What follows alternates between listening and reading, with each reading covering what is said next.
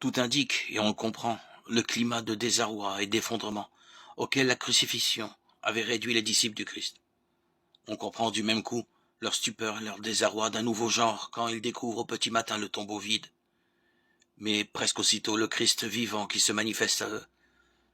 C'est lui, infiniment plus proche et plus familier que jamais, infiniment distinct par les conditions nouvelles dont témoigne déjà son entrée au milieu d'eux, ou son départ. Il en résulte une présentation à deux faces du mystère de la résurrection. D'un côté, le Christ ressuscité sort du tombeau. De l'autre, il apparaît élevé désormais dans le ciel.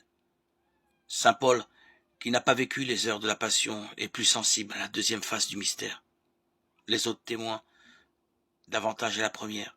Mais le fait est, pour toute une expérience indiscutable pour laquelle ils se font tuer, comme dit l'apôtre Paul, peut-être dans le passé, a-t-on eu trop tendance à méconnaître ce cas de complètement original, le cas du Christ ressuscité. On tendait, dans le souci d'une utilisation apologétique, à assimiler purement et simplement cette rencontre avec une rencontre quelconque.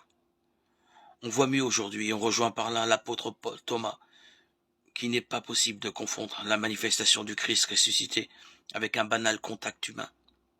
Le Christ ressuscité se manifeste comme un vivant, sans qu'il soit possible à ceux auxquels il se présente et qui l'entendent de se refuser à l'évidence.